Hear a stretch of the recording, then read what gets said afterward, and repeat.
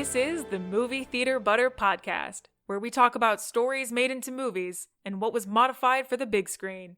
As a warning, this episode will discuss the plot of both the movie and its original source material, so be ready for spoilers. I'm your host, Kim Labick, and I hope you enjoy the show. All right, so today we're going to be talking about Twilight.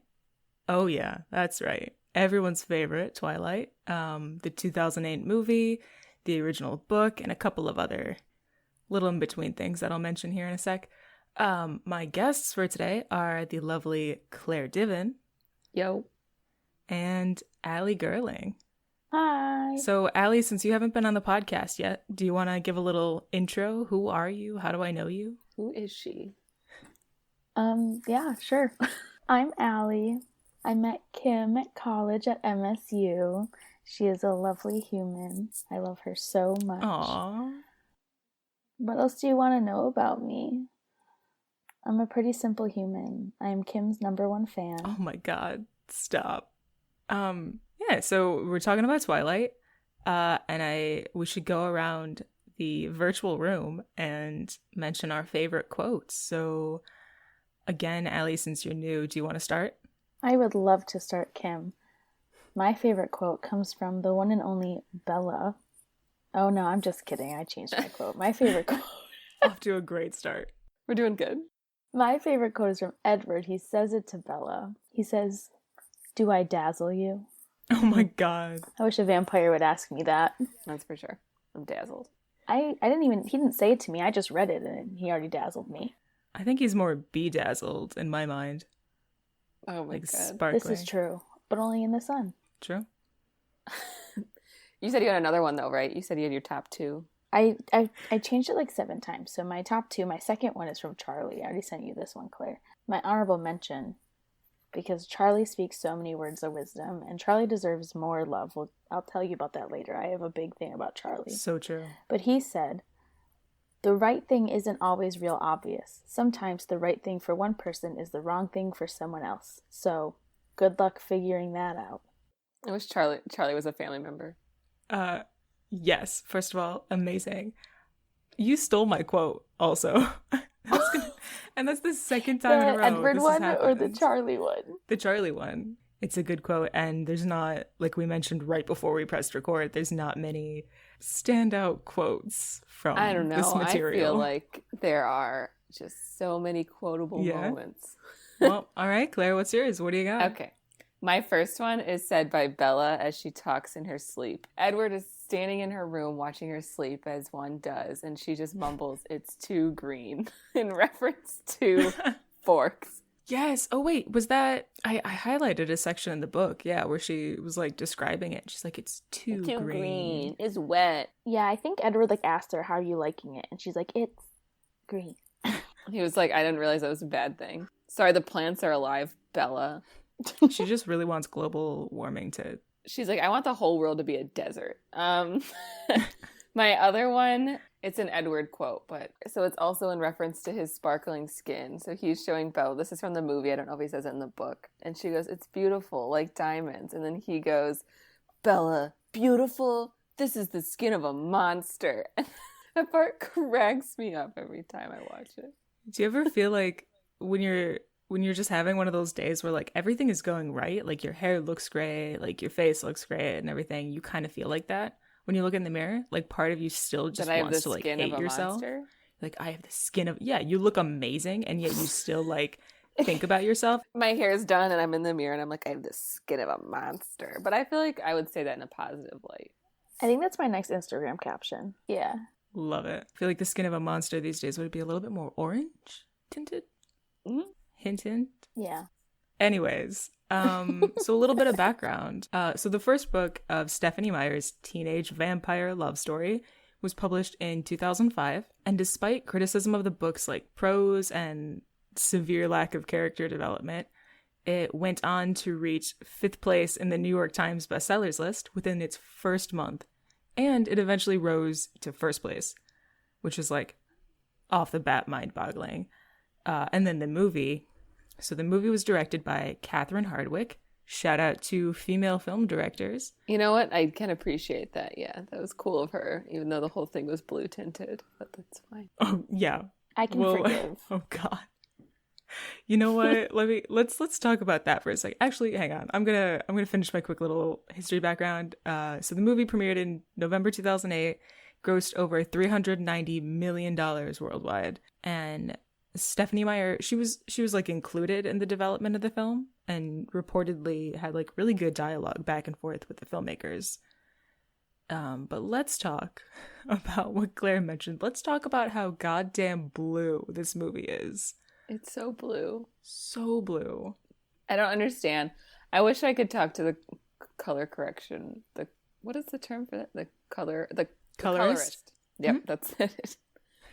Just to know, like, I want to know who or what or why, but then I also want to then go and purchase whatever. I'm sure there's a lot now that exists. It's like Twilight, the first film. And then I'm going to color everything I make just like that. I heard it was a rumor that Eiffel 65 wrote Blue Dabba Dee because of Twilight. Oh my God. Exactly. They knew. Love it. One of the many great songs to come out of this whole series, actually. Like, there's a lot of good songs that have come out of this series. I still listen to the soundtrack these days, and I'm like, oh, me too. Hell yeah. The whole soundtrack is just golden. It's like the Twilight soundtracks really overtake my like fall playlists. Yeah, we love the blue tint, and I'm frankly surprised that the rest of the films weren't also blue. Although the second one was brown. Yeah, but they still got, I think after, like once we kind of hit the 2010s-ish, was when movies were like, oh, look, we don't have to take it so far. But to get us back on track for a second, I'm going to mention all of the current adaptations that exist of this story. So there's, of course, the 2005 book, like the original by Stephenie Meyer. There's the 2008 movie. You can kind of include like the 2010 Vampires Suck parody movie. I feel like I would include it. Yeah. And I feel like that was one of the most memorable parody movies too. I feel like everybody saw that one. I think that might have been the only parody movie that I sat down and watched all of it. Because I feel like with Scary Movie and ones like that, I never finish them. I'm just like, oh, okay. That's a good note. And I told Claire this last time she was over here, but the actor who plays Dr. Carlisle Cullen in Vampires Suck went to MSU, and he's the guy that we brought back for the 100th episode of the show. Oh my God, wait. His name starts with a J, that guy. Yes, I can't remember it right now, but yeah. Jay. Yeah. I'm friends with him on Facebook, but yeah, he played Carlisle. Honestly, that's pretty great. Low-key celebrity right there. Mm-hmm. Shout out to him. Don't know his name off the top of my head. Wish I did, so we could shout him out. I follow him. I'm friends with him on Facebook, but I don't know his name. That's okay. I don't think I could name all my Facebook friends right now if I had to. Gun to my head. Jeff Witzke. Jeff Witzke. Yes. Jeff Witzke. Shout out to Jeff Witzke. Yeah, Twilight has the 4 main books. And then there was the life of Bree what's her something. face from. Yeah. Yeah, there's like that spin-off book. And there was the Twilight book where they gender swapped everybody. I never read that one, but I picked it up at the store and opened up to a random page just to see what it was like.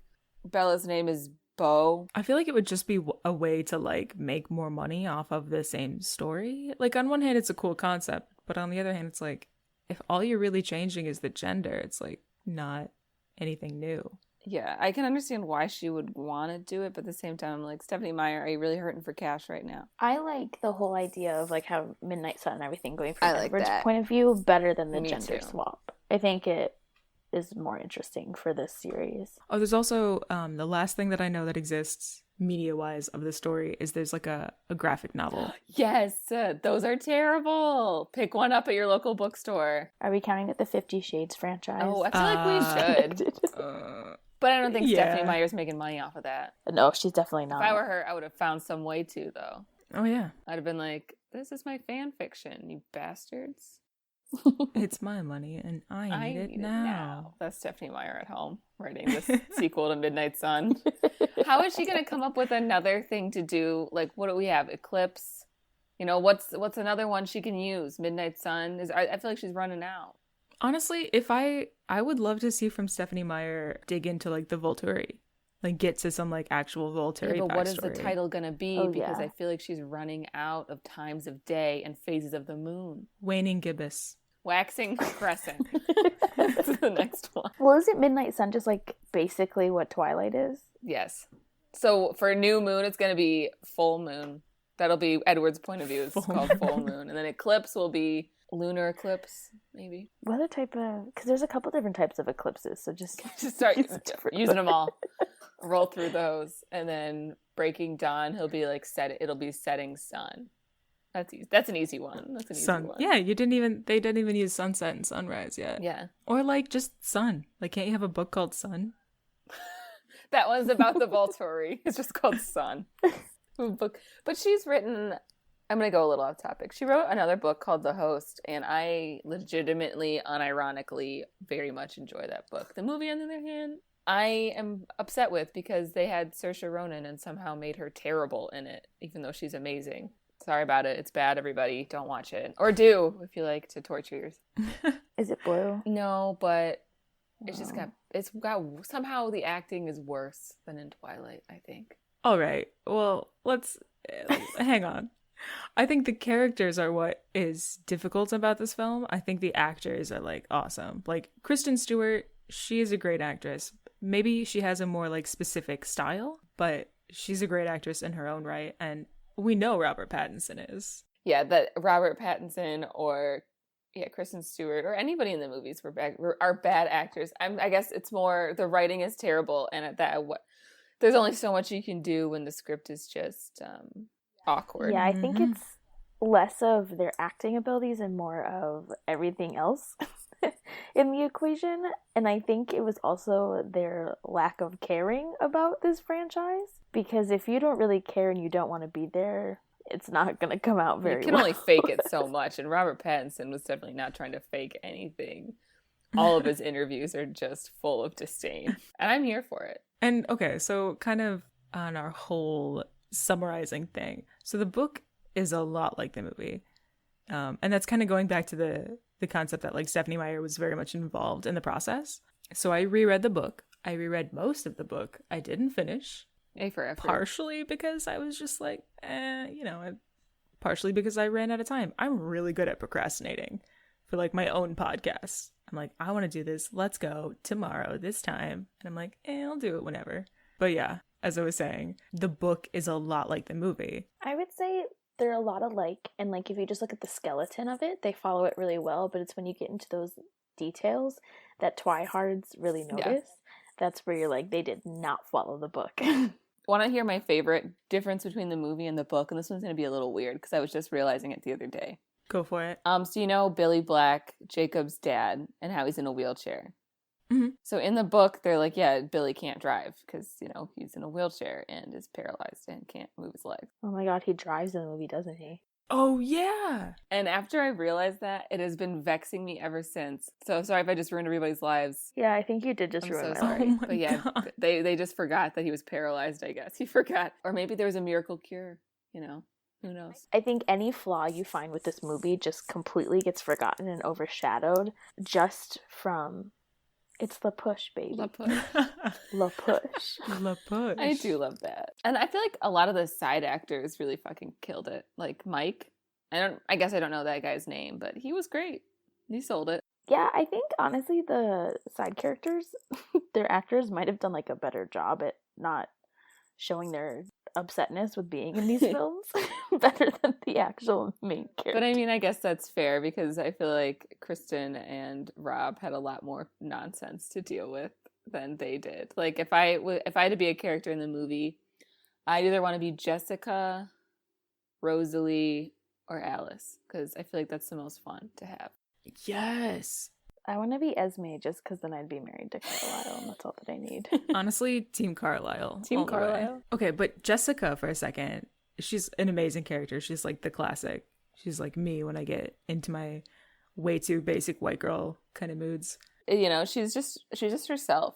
She's not trying to. She's not like ashamed of being a bitch. And technically she's herself and another character because in the book, there's also this character Lauren Mallory. Fuck Lauren. And the Jessica character, Anna Kendrick, in the movie is like a mixture of Jessica and Lauren. Oh, and what's her face? Angela has a different boyfriend. Ben, not Eric. Yeah. Oh, and I just found out, actually, the actress who plays Angela originally auditioned for Jessica, but, like, fell in love with the character of Angela, and she was like, I want to be this. Because Angela's nice, and Jessica is Jessica and Lauren, and she's the worst. Oh, and I think also Eric is, like, a mixture of a whole bunch of other side dude characters. Like, they really condense it into, like, the main friend group. Which is fine, I guess, because, you know, one, less people to hire, two, like, less characters for us to remember. But I wish we had Lauren, so we could just have one just straight up bitch in the movie. Yeah, those other characters, they don't really serve much purpose either, because they don't really talk that much. It's just Bella mentions their names occasionally. Yeah. They don't really do anything for us. And I feel like Bella acts like her friends don't matter most of the time. You know what I mean? Oh, yeah. Especially when she, like, ditches Jessica. It's like when you live in a small town and it's like you don't really have anything in common, but, like, you have no one else to talk to, so you're just conveniently friends. And then when you leave, it's just like, sayonara. See ya. Oh, another big change from the book to the movie is Bella's sense of fashion. Because in the book, she wears an insane amount of khaki to the point where I wonder about her sanity. And I can't even try and argue like, oh, you know, it was a while ago. Maybe people dress like that. And I'm like, no, that was the early 2000s. And people in high school, I'm pretty sure, were not running around in long khaki skirts and turtlenecks. I mean, maybe you weren't. I've never owned a long khaki skirt. I don't think I have either. I've had jean skirts, but I was also in elementary school, so there's also that. Do they call them jerts now? Jean skirts? That sounds like a jean shirt. A jert? I think Jert. that's too close to jorts. Jert and a jort would be a... oh, you couldn't even do that for skort. It would be a jort. Jert, jort. There's Jort. a band name in there somewhere, but I'm not going to figure it out. Love it. Like an indie pop. Yeah. Anyways, yeah. So Bella, at least in the movie, knows how to dress herself, except for that scene where she's wearing that bowling t-shirt, which for the life of me, I will never understand why. I kind of want it, though. I mean, it's probably comfortable. I'm going to play devil's advocate here a little bit with that. Because, like, first of all, the shit that I wore back in the day was, like, the same. Like, I would have totally seen a bowling shirt and been like, yes, gonna wear that on Tuesday. Like, no lie. That's my style. Yeah. I think with the bowling shirt, it kind of works just based on the way she layers it, because she's wearing it with normal jeans. If she was wearing that with, like, her khaki floor-length skirt, no. But I think putting the bowling shirt over the plain long sleeve, it just looks like, not to be a pop punky, but it looks like something I would probably wear to, like, a pop punk show or something. Like, I can get behind that. I don't think it's... If she just wore the bowling shirt, I might question it. But I think the layering... I think it's fine. It's very thrifty. I have no qualms with the bowling. I feel like movie Bella is thrifty, and then book Bella has, I don't know, it's blind. Oh my god.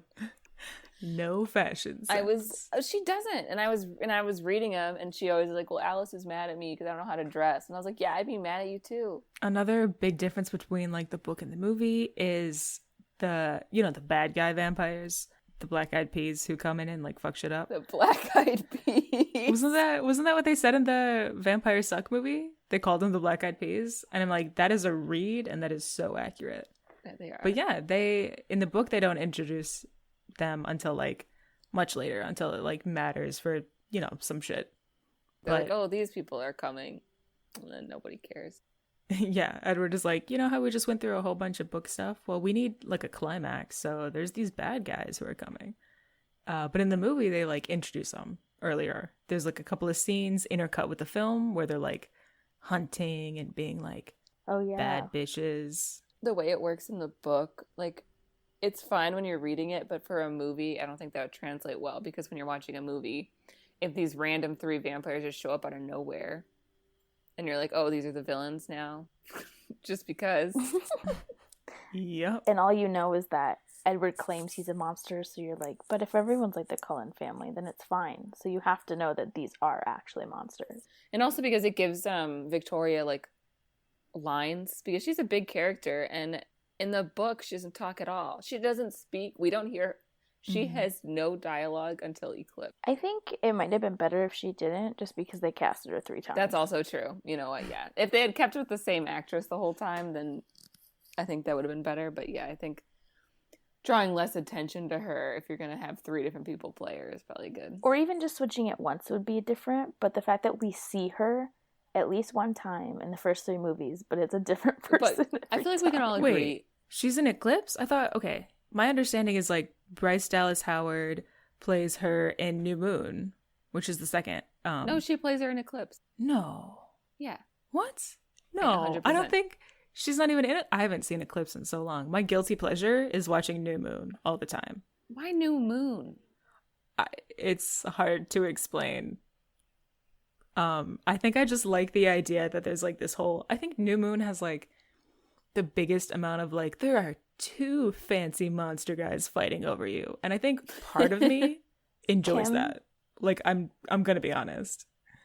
Are you trying to admit to us that you're Team Jacob, Team Are you Werewolf? Team Because Jacob? Oh god. this is what it sounds like by saying that New Moon's your favorite because you like to learn about the werewolf.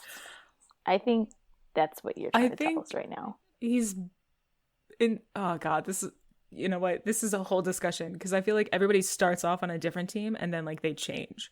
So I would say originally I was team, actually, you know what, before I had even read this, before I had even seen the movie, way back in 2000s, I was team Jacob. And only because everybody was talking about it, like Team Edward, Team Jacob, and I had a crush on a guy named Jacob. Like, so I was like, Jacob. I'll be Team Jacob. And then I actually read the book, and it was Team Edward. Saw the movie, Team Edward. Reached my early 20s, and now I'm Team Jacob. But I'm also at the same time Team Nobody Deserves Bella because they're all narcissistic abusers. Team Alice deserves Bella. Oh, Rose. I would go with Rosalie and Bella as a couple. You know, they could raise no, she hates no, her. but after the kid comes into the picture, you know, they could raise a kid together. I feel like, I don't know, I could see it. But I feel you, Kim, because when I first started reading, I was Team Jacob because in the books he's less of a whiny little brat, or in the movies from the get-go he's whiny and annoying. So I was Team Jacob at first, but then as I got through the series I was like, oh no, I'm definitely Team Edward. And then the movies came out and I was Team Edward because Jacob, like I said, was a whiny little brat. Okay, so here's my question. When we say Team Edward or Team Jacob, are we referring to who we would personally want to be with or who we think Bella should be with? I think if you're in a situation where you're tied up and somebody has a gun to your head and they say Bella has to end up with one of these 2 people, it's either Jacob or it's Edward. Choose now. I would say Edward because she is very vocal and honest about how like he's the one. Doesn't matter what happens in New Moon, didn't change it. She was like, that's the dude for me. So like, of course, like objectively, like that's who it is. But like if I'm going to pick one that I get to be with, I'm going to pick Jacob because Edward seems like he's boring and not fun. And I feel like I would have fun with Jacob. I don't know. Like, no, that's totally what can I do fair. with Edward? Have him complain about how my blood smells? What can I do with Jacob? Ride motorcycles and have a good time. I think once Edward gets over his whole, I don't want you to become a vampire because I don't want this life for you because we're monsters, Yeah. and he kind of gets over it, I think he's much better. I think where he comes, his true intentions are good because, like, he wants you to live a better life. He doesn't want to be selfish. It gets to a point where, like, he needs to stop choosing for her, you know? Like, after New Moon when she's like, running through a fountain in Italy, I would be like, okay, I guess this is fun. You can choose your own fate. This is okay. How about in the context of like just the first book though? If you didn't know any of the other story, if we only had Twilight, would you say you're Team Edward or Team Jacob? Because there's not a lot of Jacob in this book. Yeah, there's not enough Jacob to make an opinion. Not enough, not make an opinion because then my opinion is Edward, but like there's not enough Jacob for like me to be able to fight for him. Yeah. You know? Just be like, oh, they That's knew each fair. other's children. Cool. They made, nice. what is it? They made mud pies. Mud pies. Yeah. I don't even remember, to be honest. The only real scenes that I can remember he had in the book were like, what? I think he came to say La hi Push. at the house. Yeah. But that's like And it for then- Jacob. And then he comes to her prom and dances with her because his dad offered to buy him parts if he did. Oh, but that doesn't happen in the movie. No, it does not. We only get like Edward, twinkle lights, and Jacob shows up, but he doesn't dance with her. He just like rolls in, is like, "Hey, my dad paid me $20 to come here." And try to change your mind. Although, like, if I were to like, let's say I put myself in Bella's shoes, and I am sitting next to Edward in biology, and he is like, You smell. "You smell bad." No, well, yeah, I'd be like, "Fine, fuck you, I guess, whatever," and then that'd be the end of it. And then he would say some more nonsense like, "Well, I said we shouldn't be friends, not that I didn't want to. I'd be like, what does that even mean? Either we're friends or we're not. I don't care. Like, I don't understand why he has to act like that. Of course she's going to be intrigued if you're saying nonsense like that.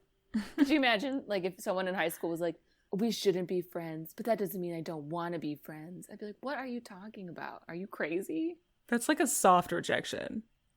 Yeah. Me now would like probably question it because like, you know, I'm an adult now, so like my life is a little bit better, but high school me, I would just internalize that shit like she does and just be like, I don't know what he's talking about, but I'm not going to confront him because that's too much talking. And he clearly doesn't like me, so why would I want to talk to him?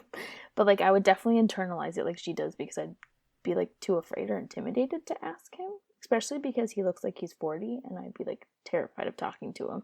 Yeah, but like I completely agree as far as like if I was in Bella's role, I would just like take that internally. And she does. Like in the book, you know, as you're reading it, she's like, "Oh my god, does he hate me? Why does he hate me? I'm a smell bad. I'm terrible. It's all my fault. He's gone." And all this stuff. You know, and it's very similar in the movie. They definitely portray that like she takes it to heart, she takes offense to it. So then it's like even worse when in the beginning when Edward comes back and he's like, "Sorry, let me introduce myself, blah blah blah." It's kind of gaslighting because like he clearly was like ignoring her and shunning her and like running away for his own fucking vampire reasons. And now he's like, yo, I'm back, let's be friends. And I'm like, no, Yeah. fuck you had your chance. She literally, there's this line in the book she has where she's like, did I just imagine all of it? Am I crazy? And I'm like, that's gaslighting. That's the first instance in this whole series. There's a lot of fucking bullshit. Especially because he disappears for a while too. Yeah. And then comes back and is different. His eye color is different. Different attitude. I don't know. If I were her and like if I'm completely putting myself in the role of Bella in the book and there's this dude that acts so weird and then disappears for a while and then comes back and I notice that his eyes are different and he acts like a different person and then I go to a beach and someone tells me the story of the cold ones, I don't think I would ever be like, yeah, I think definitely he's a vampire 100%. I'm gonna go research this some more because he definitely, this is real, there's vampires in our world. I'd be like, this guy has multiple personalities and he's right, I probably shouldn't be friends with him. And I would never be like, someone told me about vampires, so you know they definitely have to be real. And he's definitely one of them. To be fair, she also saw it on Google. Oh my god, hi, it's a Claire's dog. I'm so sorry. Beautiful. No, I love it. God, what were we even talking about? La Push, baby. La Push. La Push. I want to go to La Push. La Push. We literally have a coastline of beautiful beaches in Los Angeles, in California. No, I'd rather see sad looking. I want to La go Push. to a place where it's rainy all the time. I want to go to First Beach, okay? Sue me. I want to go. We're going. We're going to drive. Corona's over, I'm going to La Push. La Push, baby. Let's go. Let's suit up. Go surfing. That's okay, random side note. They're in Forks, Washington. Like, why? I feel like nobody who's not on the coast goes surfing. Like, we lived in Michigan, like, almost our whole lives. And you don't hear of, like, anybody going surfing on the lake. Part of that's because we don't really have waves, but... I don't think they're on the coast. My guess is they're probably close. And, like, I agree with you. Like, if you're not on the coast, you typically don't surf. But also, what else do they do? Well, in the book, they weren't surfing. They were going to go look at the little, like, tide pools and shit. Oh, yeah. That's a difference. But, like, there's so little to do there that even though they don't live close, I think that's probably, like, they're like, this is the only thing we have to do. So they still do it. Gotcha. This is going to be a little off topic from their activities on La Push, but I don't know why it jumped into my head. Another change, as I feel like they made Rosalie bitchier in the movie, and I only say that because they added that scene where she breaks that salad bowl. Yeah. That did not happen. They did not try and make her lunch in the book. I think they just needed to show like an instance of the fact that like Rosalie disagrees with Bella's decision, and you know, 'cause, I mean, like we don't really get that information until later in the series, but there needed to be some kind of a hint in the larger scheme of the franchise to be like, Rosalie doesn't like Bella, and it's not just because she has no character, it's because she wants to be immortal. I feel like Rosalie would be a pro-lifer. Oh yeah. Well, because her whole reasoning for not liking Bella is she's like, well, I wouldn't, if I were in your shoes, I wouldn't make the decisions that you're making. And I'm like, well, guess what? You're not in my shoes and you're not me. So get over it. Claire, she's literally a pro-lifer in Breaking Dawn. Oh yeah, you're right. She is. I mean, in that case, Bella wanted the. I mean, Bella wanted the baby. I think based on just Twilight, you're right. They make her meaner in the movie. But now, after reading Midnight Sun, which is the same time frame, seeing it from that point of view, she's the same amount of meanness. But if you're only looking at Twilight based on when the book and the movie came out, it definitely seems like they made her meaner in the movie than the book. Yeah. Well, and then part of the reason she didn't like Bella in Twilight, in like the first book, was because she was all mad that Edward. So when Rosalie became a vampire, Carla was like, "Oh, cool! Like maybe her and Edward will like get along, or maybe even like end up together. Like that'd be nice, and Edward won't be a sad, lonely little boy." and then Edward was like, "Ew, this bitch, no." And then Rosalie was like, "What the fuck? I'm beautiful." So, and then when he ended up liking Bella, she was like, "Excuse me, you like her, but you don't like me?" And so part of it was her just being jealous. And Edward was like, "You have Emmett, so zip it." Fair. Also, Emmett is fucking gorgeous. Like, why? I love Kellen Lund. Me too. He's one of the best ones in that movie. And he seemed like a nice guy. In like the brief, pieces that we had of him in the movies and the books, he seemed like he was just like, yeah, I'm a vampire, but I'm kind of, I'm your classic, like.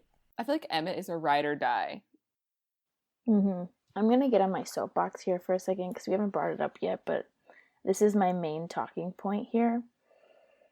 I will never forgive the way they did the meadow dirty.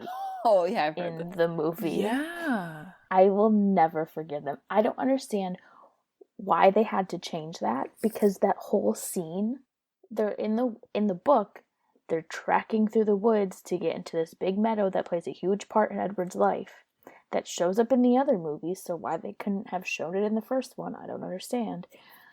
And the whole scene is supposed to happen in the meadow where she sees his skin and he's like trying to explain why he's a monster, and it makes sense. Then in the movie, it all happens in the woods next to the school. And they just leave school in the middle of the day. He's like, let's go for a walk. Yeah, they skip first hour. His whole revealing of his skin was supposed to be he steps out into this meadow where it's just all sunlight on him. No trees, no shade, nothing. In the book, he goes in like this little sliver in between the tree branches of light, and like you hardly see it, and it's like the skin of a monster. It makes me so mad. Okay, I'm off my No, you're soapbox. fine. That part, No, it's dumb. great. I always thought that was dumb. It angers me. It's what keeps me awake at night. If I could interview anyone with any question, that would be it. I'd be like, why did you make this decision? And you know that they could detail it out and be like, well, the juxtaposition of his beautiful skin with the gloominess of everything else, blah, blah. But like, no. It would have been so much more powerful like it was in the book. It would have been easier for them to just film the whole thing in a meadow instead of him running around the woods like a nut job. And, like, it's just supposed to be, like, the simplicity of it. This is where he likes to go and be peaceful. And, like, they kind of show a part of the meadow after he does his whole thing. But, like, everything that happens in the meadow, it's, like, such a big part of the book. And so much happens, and that's where they attempt to kiss the first time. But then in the movie, they're like, eh. Fuck that. Kissing, that's PG-13. We can't do that. Not until the next movies. And then we'll have about sex and a baby. Have a undead baby. I'll die in pregnancy. Come back. Spoiler alert. I mean, spoiler alert. If you don't know that, like, come on. Also, on the topic of blood, which is like this whole thing, in the book, there's a scene where Bella, like, it's during school, she's like talking with her friends, whatever. She finds out that what they're doing in biology that day is they're doing like blood typing. Yes. Yeah. And she almost faints because apparently she just like can't stand the sight of blood. That never comes back.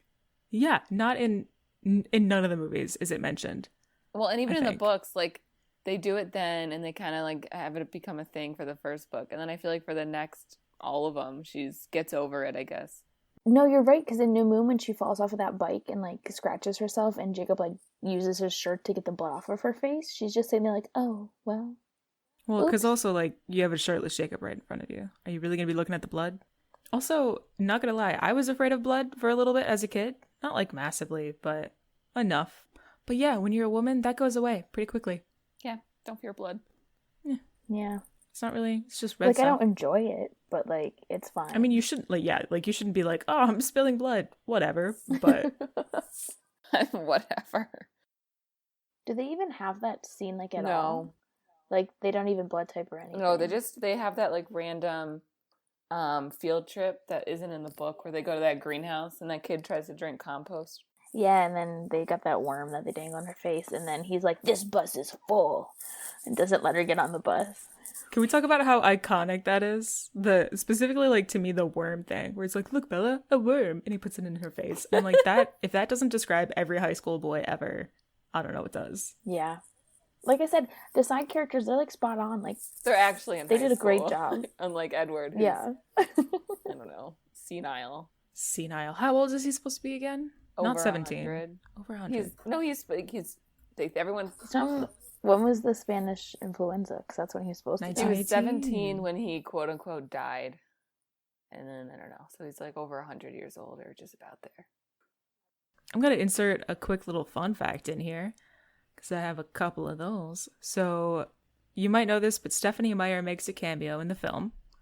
There's like, yeah, because I was watching it again last night, and it's like very obvious when you watch it, and you know the author's name is Stephanie Meyer, because there's like this scene where Bella and Charlie are at the diner like usual, and like right before we cut to them and their dialogue, Stephanie Meyer is at the bar, like writing on her laptop, and the waitress sets down her food and she's like, "Here's your veggie plate, Stephanie."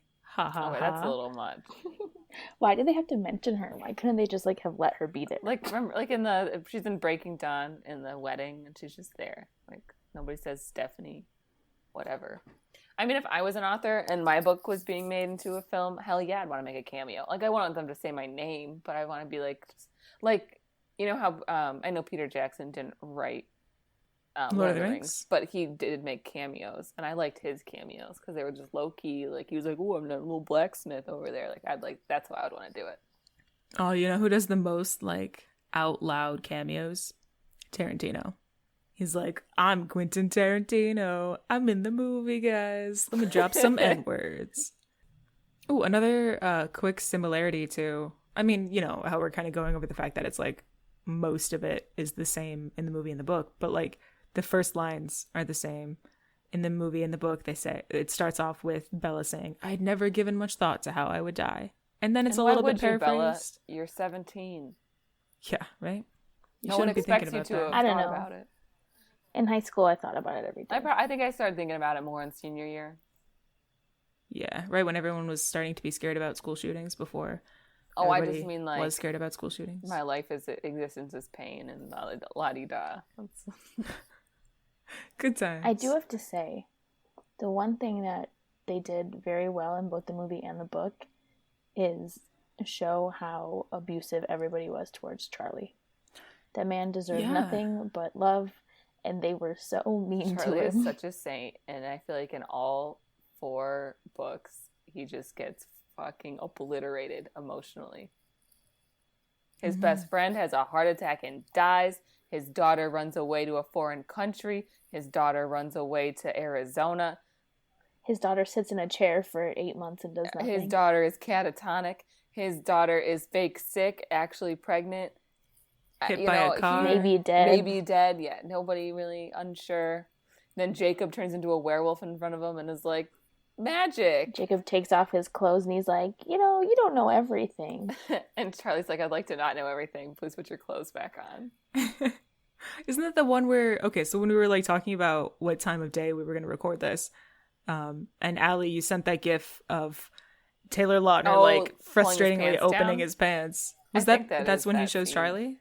I think. Yeah, because he takes off his shirt and Charlie's just kind of like staring at him, and then he starts to unbutton. He's like, you know, you don't know everything, Charlie.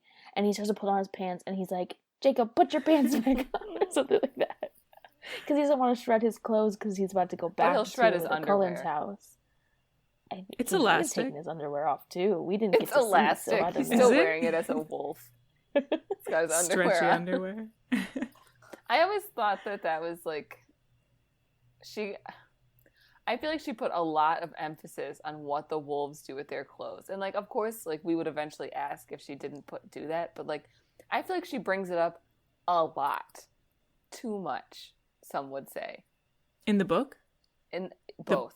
Actually, yeah. I think more in the book I feel like it comes up. Yeah, I don't think they really show it in the movie. Yeah, they just kind of we see him removing his clothing and nobody questions it, and he turns into a wolf. In the book, he's like, well, I gotta tie my pants to my legs so then when I turn back into a human, I'll have pants. And it sucks for Leah because she's a female, so she's got to worry about a top and a bottom. Like, I feel like they go into it so much that I'm like, why am I reading this? I have a question for you guys.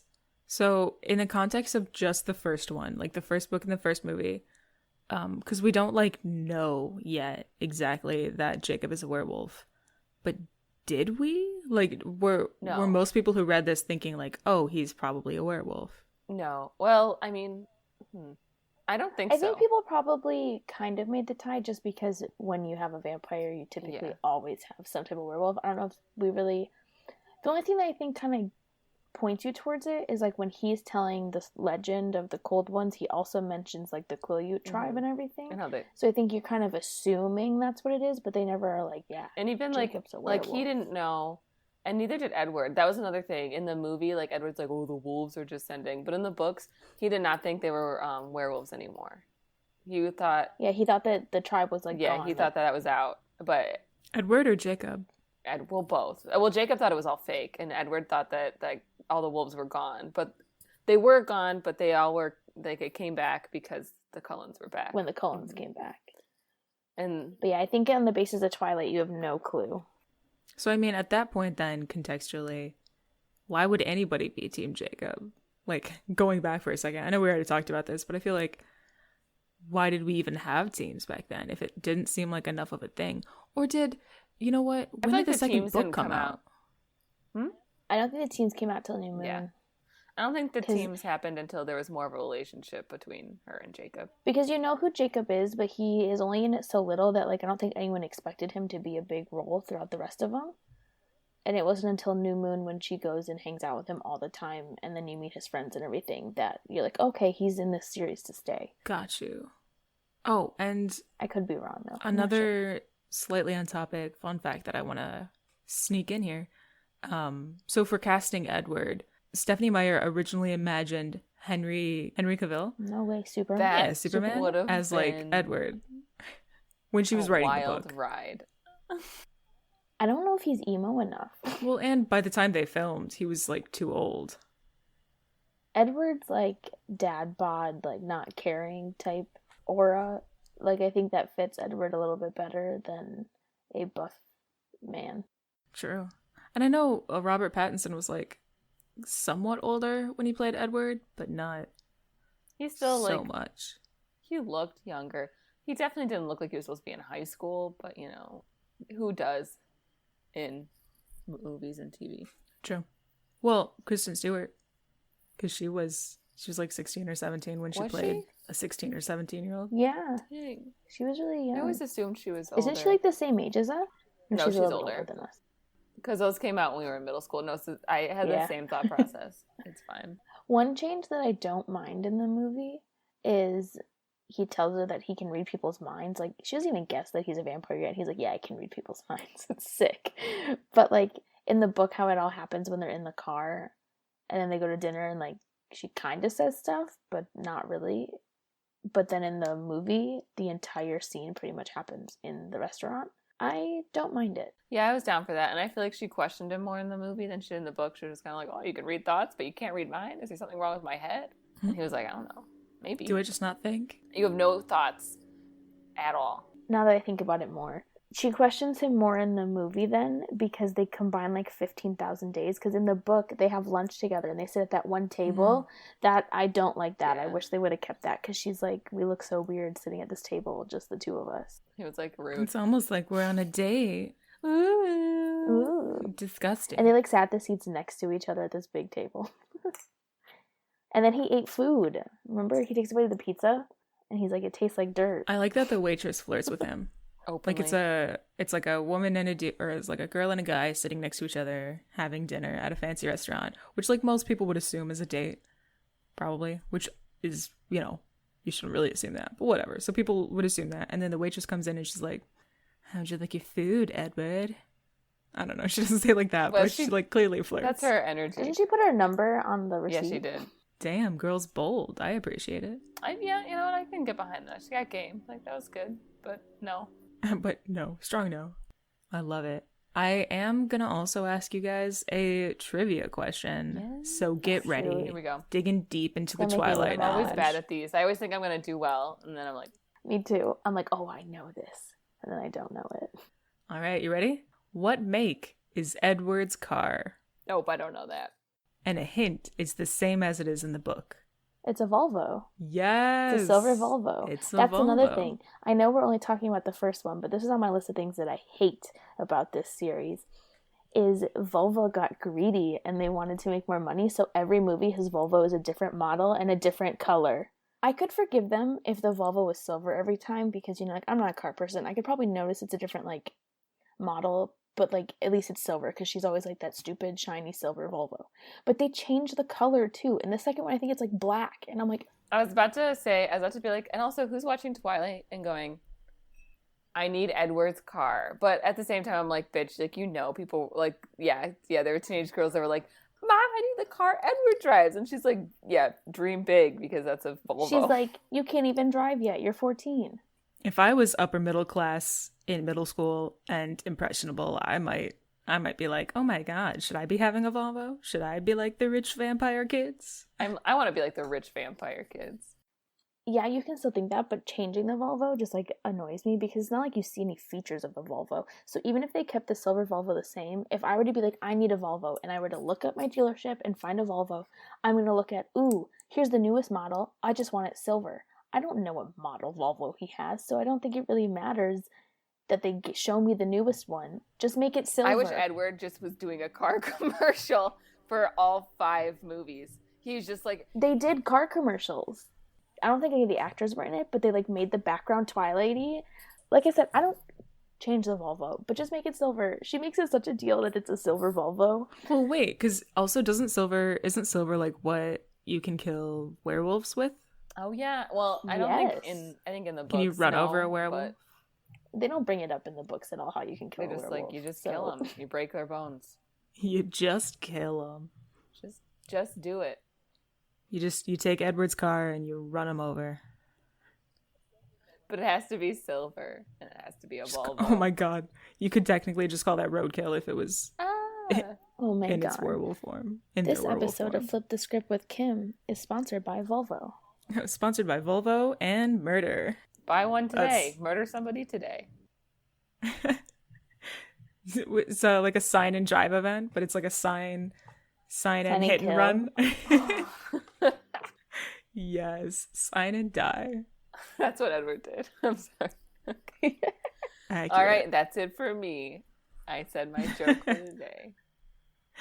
I think it's a good spot to leave off on. Do you guys have any closing comments? Anything that you want to say while you're on the All I Twilight have to soapbox? say is Charlie Swan deserves the world. It's the push, baby. The push. Well, it sounds like that's a wrap. Thank you for listening to Movie Theater Butter, a Till Kim Productions podcast, edited by Kevin Matthew Keeling of Take the World. If you have a free moment, we'd really appreciate if you like or follow the podcast from wherever you're listening. It'll really help us grow our audience and be able to continue making episodes for you guys. You can also follow us on Instagram for monthly episode schedules, extra content, and even surprise video episodes. All right, I'm done. See you next episode.